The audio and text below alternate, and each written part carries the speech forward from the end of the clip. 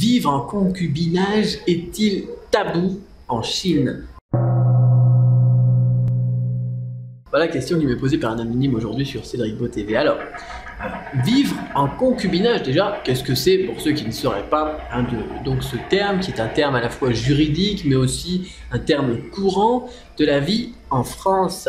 C'est tout simplement le fait de vivre ensemble sans être mariés qui génère ensuite un statut juridique qui vont donner des droits un petit peu proches de ceux des personnes qui sont mariées.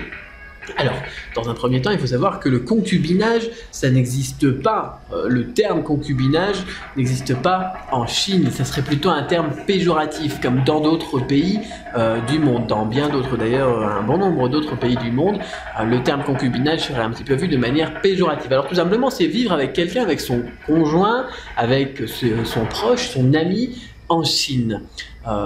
Donc, dans un même logement. C'est pas seulement tabou. Les personnes, on va dire, qui vivent ensemble sans être mariées, souvent on se dit, eh bien, c'est souvent des préjugés, donc on va dire dans la vie courante. On parlera du juridique après, dans le sens où, eh bien, s'ils se marient pas, c'est qu'il y a un problème. S'ils se marient pas, c'est qu'ils n'ont pas les fonds pour se marier. S'ils se marient pas, c'est peut-être que le mari est stérile et que du coup la femme elle reste avec lui parce qu'elle l'aime bien, mais au final peut-être qu'au bout d'un moment ils vont se séparer. Ou alors s'ils se marient pas, c'est parce que ils n'ont pas confiance l'un dans l'autre. Voilà, c'est plus des préjugés, des idées reçues qui sont comme ça, et souvent les familles elles vont mettre la pression aux enfants pour que eh bien, la situation de concubinage du coup passe à une situation de marié, de conjoint le plus rapidement possible.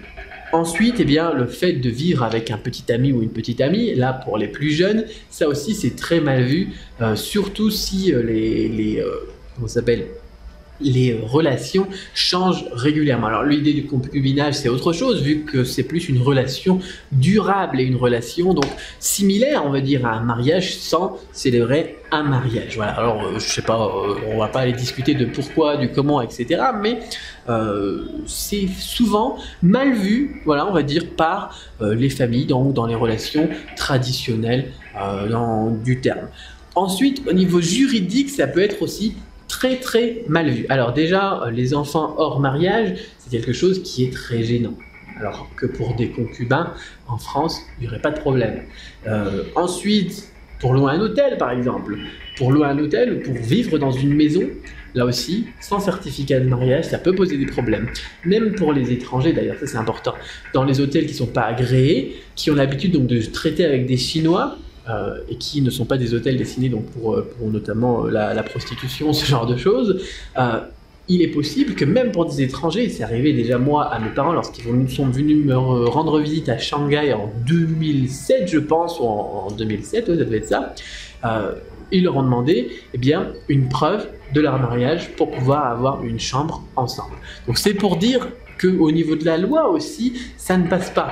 Le fait d'être ensemble sans être marié, ça peut être mal vu là aussi, donc à la fois par les mœurs, mais aussi par la situation juridique. Alors est-ce que c'est tabou ?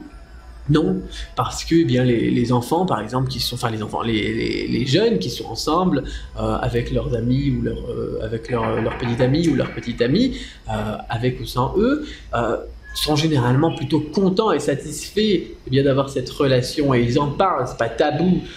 Et pareil pour les personnes qui sont ensemble adultes, là aussi, même si parfois pour certains hôtels ça peut poser problème ou ce genre de situation un peu cocasse, là aussi c'est pas gênant, c'est pas tabou. C'est pas tabou, mais c'est mal vu. Donc, à moitié, on va dire. Voilà. J'espère avoir répondu à la question donc sur le concubinage est-il tabou en Chine et que ça apportera un petit peu une pierre à cet édifice donc de la compréhension de la culture chinoise. Si vous aussi vous avez des questions, n'hésitez pas sur Cédric Beau TV. En attendant, n'oubliez pas de vous abonner à la chaîne YouTube et d'aller aimer la page Facebook.